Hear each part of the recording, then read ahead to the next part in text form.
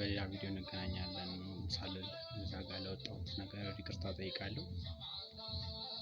ይህ ቪዲዮ ዛሬው በዛሬ የሚለቀቅ ነው። 2 ቪዲዮዎችን ቀርጬ አየር ላይ አውለዋለሁ 12 ሰዓት ላይ። የዛሬው ቪዲዮ የማህበራዊ ግንኙነታችን እንዲሻሻል የሚያደርጉት 4 ወሳኝ ነገሮችን ይዣለሁ። ሌሎቹ ሰዎች ክብር መስጠት፣ ማህበራዊ ግንኙነት ፐርሰናሊ እንደዚሁም በነጠላውን ብናየው ለሰዎች ያለን ክብር አንድን ነገር በማህበራዊ ጉዳዮች ላይ ሊያስቀጥል ከሚችሉ ነገሮች እንደ ጓደኝነታችን ስናየው ፎከስ እያደረጋችሁ ዋነኛው ነገር ለሰው ክብር መስጠት። ይህ ቪዲዮ ብዙ ጊዜ እነግረዋለሁ አሰልቺ እንዳይሆንባችሁ።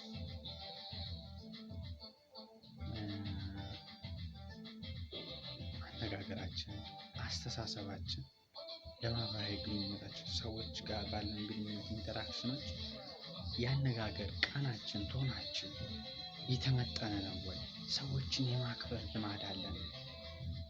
ብዙ ጊዜ አሁን እያለን እያመነጫጨቀን እንዲህ አይነት አንድ ነገር ለማግኘት እያለ ሰዎችን እያንቋሸሸን እየገፋን የሚሆን ከሆነ ማህበራዊ ህይወትን ሊጎዱ ይችላሉ። አሁን አንዳንድ ሰዎች ይህንን ባህሪያቸውን እያሉ ጥሩ ነኝ፣ እኔ ጥሩ ጸባይ አለ፣ ማህበራዊ ግንኙነት ላይ አሪፍ ነኝ ብለን የምናስብ ሰዎች አሉ። ሁላችንም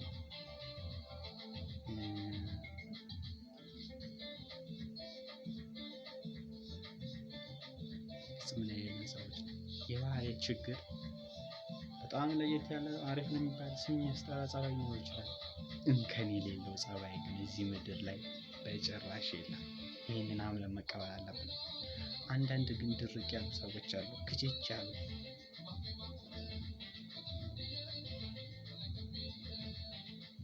ይሄ ነገር ግን አያስቀጥልም ማህበራዊ ህይወት።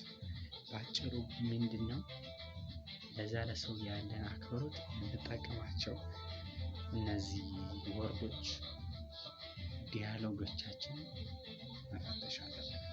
አክብሮት የሚገለጸው በአንድ መንገድ ይሄ ጓደኛው ከባለዝም በማህበራዊ ውስጥ መጣላት ያለ ነገር ግን ማህበራዊ ጉዳይ ጓደኝነትን በማህበራዊ ጓደኝነት ስለማስቀጠል ከሚያስችል መንገድ ያንን ሰው በድርጊት የምንይዝበት መንገድ ምን ይመስላል የሚለው ነገር ትህትና የሚኖር ከሆነ ጓደኝነት እንደሚቀጥል ጥርጥር የለውም።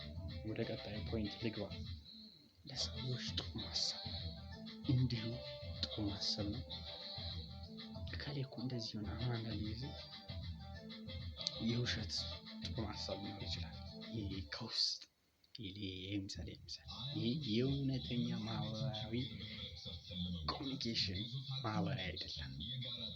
ጭምብሎ ሲገለጥ እነዚህ ጥሩ ያልናቸው ሰዎች ከአጠገባችን ተነው ነው የሚሄዱት።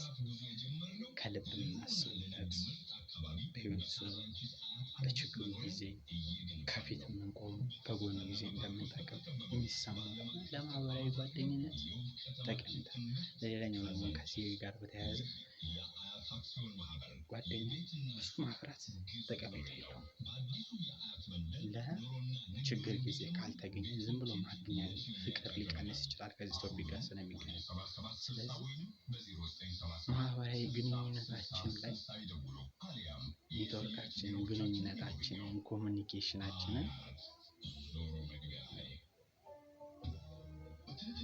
ቀስ ብለን ረጋ ባለ መንገድ ውስን ቢሆን ለማህበራዊ ግንኙነት ፍቅር የምንሰጣቸው ሪስፔክት እየሰፋ ይሆናል። የፍቅር ስሜት እዛም መበተን ግን ማህበራዊ ህይወትን ሊያስቀጥል አይችልም። ሌላኛው ለሁሉም ሰው አሸናፊነት መመኘት። ሰው በህይወቱ የሚያጋጥማቸው ነገሮች ማሸነፍ እንደሚችል፣ ማድረግ እንደሚችል፣ በህይወት የሚያቅዳቸው ነገሮች ሊሳካለት እንደሚችል መልካም ምኞት መመኘት፣ አይዞህ ከጎንህ ላይ ማለት ማለት ሰው በብዙ መንገድ ሀሳቡን እየለዋወጠ ያንን ሰው ሊያጽናና ይችላል። ሁላችንም ስንወድቅ ስንነሳ ሁላችንም የሰዎች ምክር፣ ትዕይንት፣ መንሳት፣ መወደቅ፣ ከሰው ተሞክሮ መውሰድ ያስፈልጋል። ሁላችንም ፈራሽ ስለሆነ ይህን መጠቀም ወደ አሸናፊነት እንዲኖረን ሊያደርግ ይችላል። ስለዚህ ማህበራዊ ህይወትን ሊያስቀጥል ይችላል እና የጓደኝነት ጥቅም ይሄ ነው። ባይዘው እነዚህ 4 ነገሮች ላይ የጓደኝነት ጠቀሜታ ከሌለ ይህንን ጓደኝነት ማህበራዊ ግንኙነት ለከንቱ ነው። እንደዚህ አይነት ነገሮች ሊኖሩ ይገባል። 4ኛ ነገር መረዳት ያለብንን ሰዎች መርዳት አለብን። በጤና በገንዘብ ከሆነ በገንዘብ ባለ በጸሎት ከሆነ በጸሎት እነዚህን ነገሮች ማድረግ አለብን። ውድ የቻናሌ ቤተሰቦች ይህ ቪዲዮ አሁንም ቢሆን እንደዚህ አይነት ነገሮች ቁም ነገር ያሉበትን ፕሮግራም እያስጨበጠ ይቀጥላል። የዛሬው ቪዲዮ እንግዲህ ይህንን ይመስላል። ቀጣይ በጤናም ፕሮግራም አጣለሁ። ይህንን ቪዲዮ ሰብስክራይብ አድርጉ።